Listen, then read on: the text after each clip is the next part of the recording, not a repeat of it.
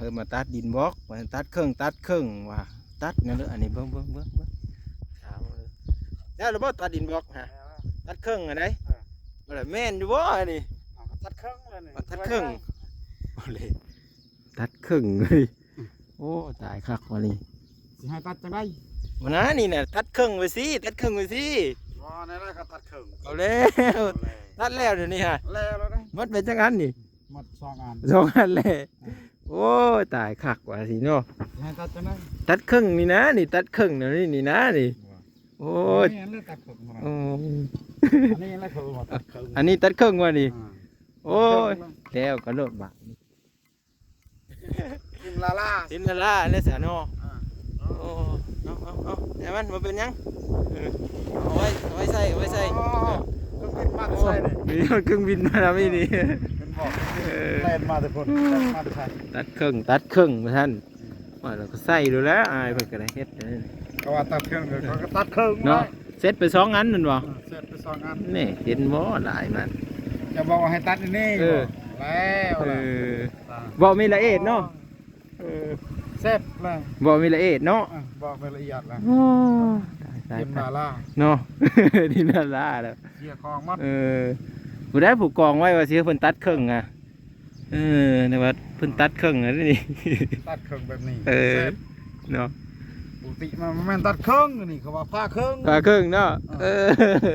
ก็ตัดอันนี้ตัดเครื่องอันนั้นผ้าเครื่องโอ้บอกมาถึงตายสวัสดีครับสบายดีพี่ทุกคนเนาะเมื่อนี้ว่างกันมาตั้งแต่เช้าเด้อพี่ทุกคนก็คือว่างขอบพระคุณเบิร์ดทุกคนที่มาส่งกำลังใจให้บ้างแล้วก็กดติดตามช่อง YouTube บ้างเนาะก็คือเพิ่มขึ้นมาอีกแล้ว20 คนเนาะในมื้อวันที่6นะทุกคนเป็นมื้อนี้เลยมื้อวันที่6เนาะบ้างก็ขอบพระคุณหลายๆเด้อครับเนาะที่ส่งกำลังใจให้บ้างเนาะบ้างก็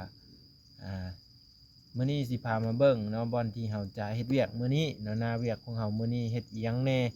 บ้างก็จะถ่ายบรรยากาศให้เบิ่งบอนที่บ้างเฮ็ดเวียกนี่แหละเนาะเพราะว่าบ้างมาแต่เช้ามื้อนี้เนาะตัดไม้สิไปมัดเห่าหัวอยู่พุ่นงัวมันออกไปกินข้าวเขายันเขาปรับไม้ได้ทุกคนเนาะก็เลยว่าหัวเขามันบอดี้นะแล้วก็งัวเขามันก็ปล่อยธรรมชาติแน่แล้วก็เขากำลังเห็ดหัวอยู่ยังบ่ทันแล้วเนาะแต่เขาก็เลยสีแบบเห็ดหัวแล้วก็ค้างงัวไว้อยู่เฮือนป้านี่แหละเนาะก็สีเล่งเห็ดเวียกตัวนี้ให้มันแล้วกันทุกคนกับมื้อนี้ก็เป่งน้ำเนาะยามเช้าเป่งน้ำไปเสือพิ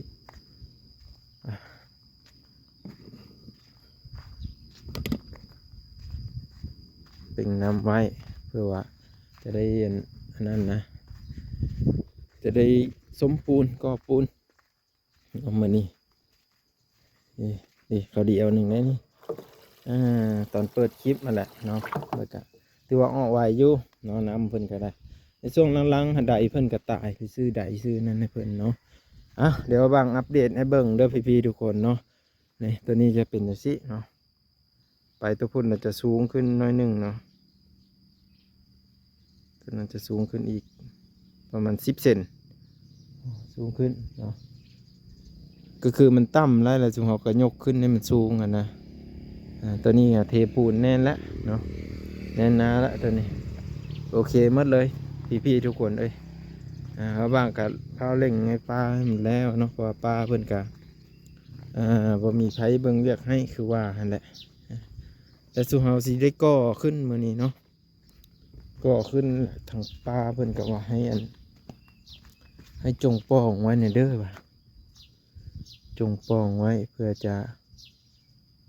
เที่ยวเนาะเพื่อจะเที่ยวแปลว่า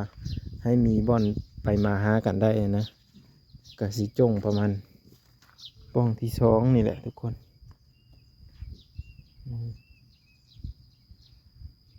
ประมาณนี้จงปองที่2นี่ไว้ปองที่1ก็จะก่อตันเลยหัวมันจะออกมาตัวนะ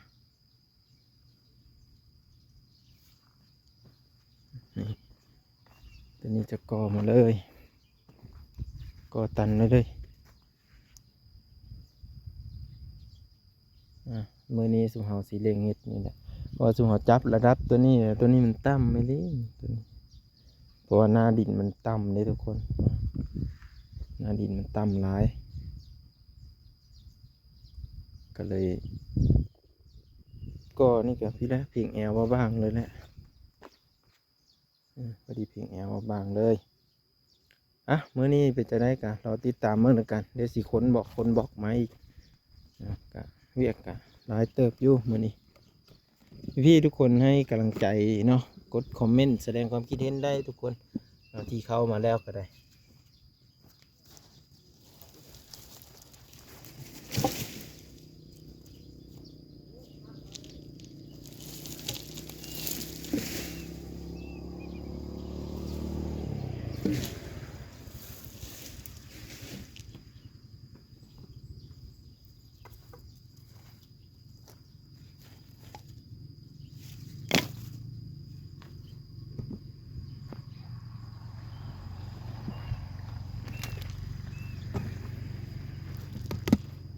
อันนี้บอนสมปูนเนาะรอเขาก็อยู่ข้างๆพวกนี่ดินบล็อกตัวสีเห็ดนะบล็อกตัวนี้เลยสิบวันอยู่รวมทั้งหมดพอดี500นะก็สิประมาณอยู่400หรือว่าประมาณนี้แหละทุกคนเนาะเพราะอันนี้มันก็หมดไปหลายเติบนะเพราะเพิ่นเอาไปก่อเนาะก็ถ้ามันบ่พอก็จังสีช่างมาใหม่อีกเนาะตัวนี้พอครูมีเวทแล้วได้นี่เจ้าสิฮับบ่เวทเขาไปไทยหน่ะวัน150,000พอเท่าซักป้ามันแต่ เท่าสักอัน1,500,000 พอยน้อยฮะ ไทยหน้ารุดบ่ นี่ตาไทยหน่ะวัน150,000เหรอ วันหนึ่ง คุ้มบ่150,000คุม คุ้มเนาะเดี๋ยวไทยเขาได้แต่เดี๋ยวไทยเขาไม่คุ้มเนาะ คุมละมื้อหนึ่ง จังให้ ใช่ไหมเห็นหมดอันนั้นไม่ใช่ หมดอันนั้น1,500,000เจ้าก็ไล่เบิ่งหน่อย20,000 วัน150,000ก็จะซ่าเนาะเฮ็ดเป็นวันดิแม่นล่ะวะก็ได้2 วันว่าก็ได้อยู่300,000เนี่ยเด้ ก็ไม่ได้กะว่าหับเมาหมดเด้ ก็หันเมา หับเมาตั้งหะเนาะ หันเมามันต้องเฮ็ดได้ไว้ ให้เฮ็ดเป็นวันมื้อหนึ่งก็ได้ให้หนึ่งก็พอแล้ว เนาะมื้อละให้มื้อละให้เนาะไทยเดี๋ยวก็เฮ็ดอันนี้แต่บ่บีแต่เด้อสิเนาะเป็นเฟนบี บ่มีเตกแล้ว ไทยแล้วก็นั่ง หอดตะวัน ไทยแล้วก็นั่งไทยแล้วก็นั่งอยู่เนาะ ไปปลาไหลอีกนึง มื้อละ2ให้เนาะเขาถามว่ามีอยู่บ่ผู้จะไทยหนาบ่ เขาใส่อ่ะ คักอยู่คืออยู่ได้แบบนั้นอันนี้คือสิเต็มแล้วทุกคนน้ำหมดน้ำ เจ้าก็บอกเลยว่าของใส่ เห็นเราถามกินหนึ่งนี้แต่ว่ามีผู้จะเฮ็ดอยู่บ่วะนี่นางจักจันน่ะ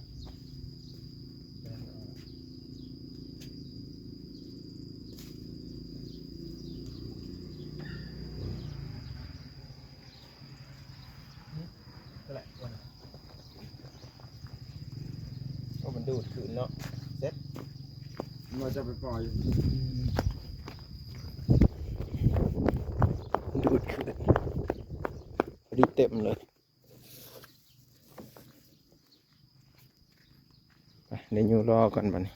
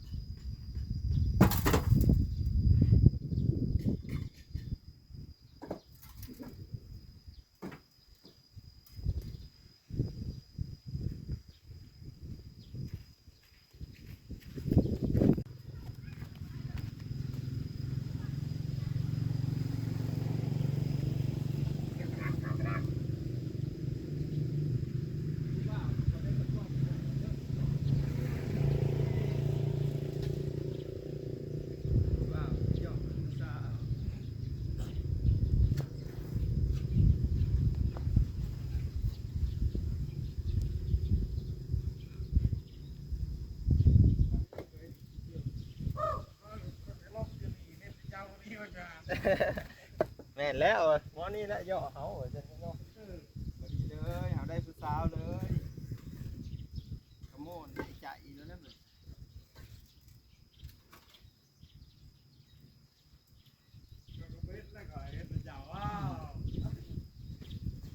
บ่าวอันนี้แล้วย่อเนาะ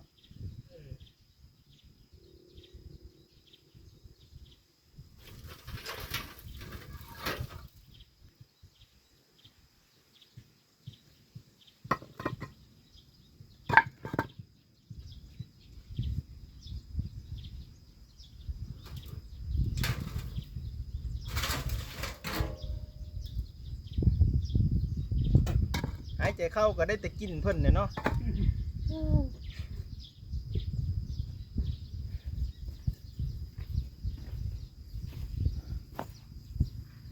มาทุกคนเนาะก็คือนี่เริ่มก่อแล้วโอ้ยเพื่อเลยเนาะมานี่เนาะเบิ่งเอาไปหาไปก่อนหน้านี่เพื่อเลยเนาะนี่ สบาย โอ้ ดีพ่อแม่ บ่าวน้องทุกคน มาคุมงานเด้ โอ้มาคุมงานนะ คุมงาน เป็นเลือผ่านอยู่ว่านี่ ปั๊บมักซิป ประมาณ10เนาะ สุดยอด ปั๊บมึงซื้อ ปั๊บมักซิป เออ ฝีมือบาบางก็สุดยอด สุดยอดเนาะ พุ่นเด้อพุ่น แต่ว่ายังไม่ทันให้เบิ่งนะ เบิ่งน้ำลัง เบิ่งน้ำล้างเนาะ บ่าวน้องเฮ็ดบ่งามปานนี้ดอก ว่าสีโซนเพิ่นมาเฮ็ดอยู่แล้วเนี่ยมาอยู่บ่เลย โอ้คิดหยาอยู่ยันหัวเขาสิบ่เป็นหัว เอาอีแล้ว ยันงัวส้นมันสิ เออ แตกสลายเบิดเลย เอออย่าว่าใครเพิ่นว่างสีโซนมาเลยนะทุกคนเนาะก็คือ อยู่ได้ มื้อนี้เพิ่นมาแวะลิ้นนำกันเนาะ เลย ยังไม่ทันได้ออกไปเวเนาะทุกคนเด้เนาะ มา ก็เลย เล่นน้ำเพิ่นก่อ มาน เล่น มื้อ นำกันยามเช้าทุกคน เพิ่ได้ออก เออ จากบ้านสวยนี่ เนาะ 2-3มื้อเลย แม่นเลยอันนี้ก็โอ้ประจำอยู่พี่แหล้วบ่าวหนงเอ้ย เออ ท่านได้ไปทางเลยกับเบิ่งเพิ่นแหละประมาณ10 วันเพื่อสิแล้วเนาะ ธรรมดา รุ่นเติบเสาเก่าห้องพอดีเลขอ้อเสาเก่ามื้อนั้นเลยได้ แน่ มื้อตั้งเสาแล้วฮะ ป้า ทั้งไม่ได้ถือได้แหละ ป้า เออ 96 ว่า เออเสาเก่าเลยมื้อนั้นเนาะเสาหกบ่เสาหกหรือเสาเก่าเสาหกเนาะมือเลขนาคอะนะเสาหกห้องแต่ว่าเสาเนี่ยยังไม่ทันได้นับเสานะมันมีจักเสา ว่าเรื่องเฮ็ดเนี่ยค่อยเฮ็ดได้ที่อันเดียวผสมปูนนี่ได้อยู่ ฮับกรรมกรสมปูนกับคนดินบล็อกเป็นแล้วซะ ผสมปูนให้นี่ ฮับอยู่ว่าแหละ ห้าม เนาะ ครับบ่ เออพอสิได้ผู้ซอยนะทุกคน เนาะ เออ สิเจ้าก็ลุยอย่างเดียวใครก็สิ สมปูนเถอะ ให้ เออ พวกปูนเบิด เนาะ ใครก็ได้อยู่ตื่นหนึง เนาะ ก็นอนท่าใจรีแล้วดอกได้อยู่ดอกทุกคนนี่ช่วยกันผู้เล็กผู้น้อยนะก็ ก้อน คือ อิฐเนี่ยก้อนละเท่าใดอยู่เนี่ย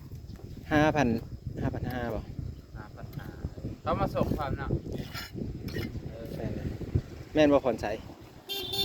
คือแม่นเนาะ โอ้เยี่ยมแน่ลัดก่อน เจ๊ ไม่ใช่ ว่ารถดอกคักเนาะ มาพี่ก่อน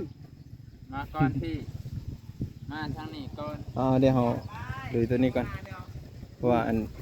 นั้นปูนแข็ง มันไม่ได้ฟังเลยดูตะกาเจ้า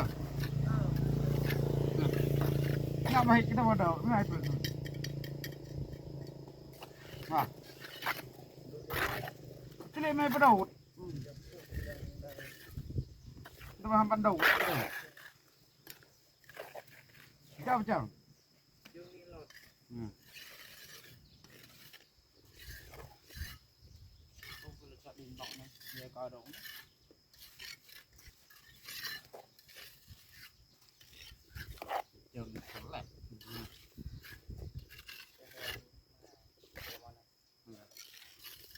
ปนิ้วจะแต่งตัวมันปรับ ผมแลนหรือไหนเล็บบ่ แต่งเพิ่มมันปรับ มันเล่นลูกจังเล่นลูกจัง 1,000-2,000ไหนจัง เสียตาม1,000 ไม่ตะนอนตะออกเลยจะเป็นไหม งานโอไปภาษาดี ตัวตะนี่ยังไง เข้าตั้งไง รถมันก็พาพา ใช่ไหมที่ว่าเล่นพุทธกาอยู่ ก่อนยาวเลย ฮะ ลำบากว่า ใช่ไหมที่ว่าเล่นพุทธกาอยู่ดูบนดาวเลยดูบนดาวน้ำกับบะหมี่เช็ดย่างหวาน บ้านมันตายชื่อเลยเนาะตายชื่อเลยน้ำบ่มาเนี่ย นั่นในบ้านนั่นเขาบ้านนั่นดิก้าวยาวขึ้น เจ้าตายชิกังเหยาะก็ เรื่องน้องพายอีกเย เจ้า อะ พาย อีกกระดาษ พาย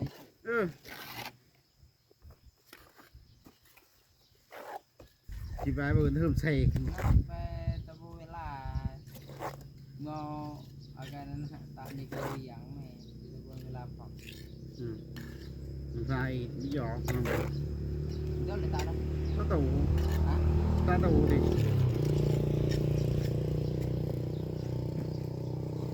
นี่ตาจริง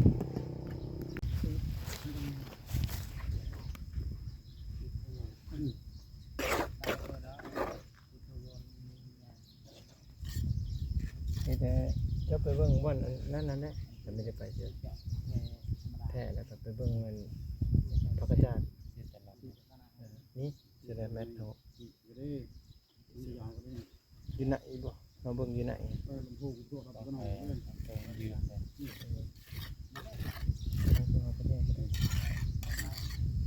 ยู่ในห้องอันนั้นแหละอยู่เลยแต่ว่ามันอยู่บนเลยเอาไปเอาที่รถไปเอารถดิ อันนั้นมีทางเชียงคมเนี่ยไปทาง แต่ผมก็ซื้อพูดเลยเป็นอันผักก็ได้สังกะสีบ่เอาไปเอาให้อาสัวไปแต่แล้วก็พอบ้านแรกมีว่าสังกะสีขานั่นแหละตอนนึงจุดลื่นกันไปเอาบ้านมาซื้อ บ้าน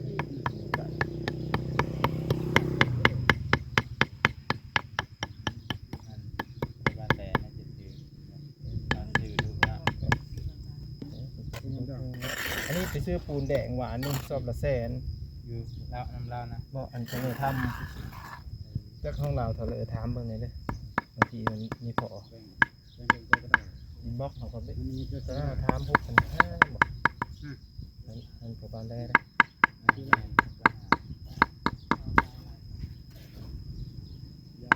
ไม่ทำนี่ดินบักราชินาแต่อันนี้อยู่เหนือเนาะจังหวัดทางเหนือมี ทางเราลงท้ายเด้ ไปรับอีกทำไปเปาะก็เอามาไหนเปาหมอกทำไปยืดรับอีกไปเลย น้ำแรงมันแบบว่าเกิดปาก คนงานต่างอะไรชีวิตคนงาน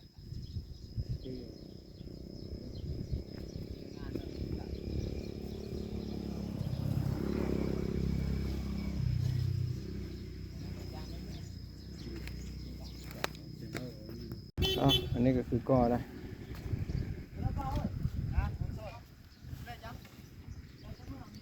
คือก่อได้ซัมนี่นะจะมีแต่ทางน้องระบ่าวมันก็ก่อกัน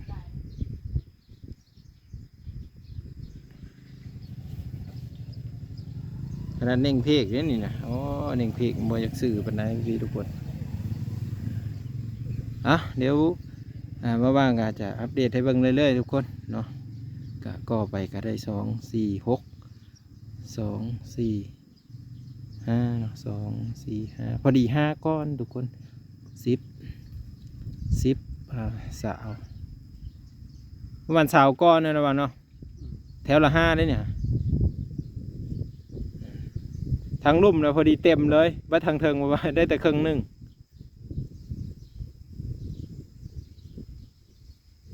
พี่ทุกคนได้ติดตามเบิ่ง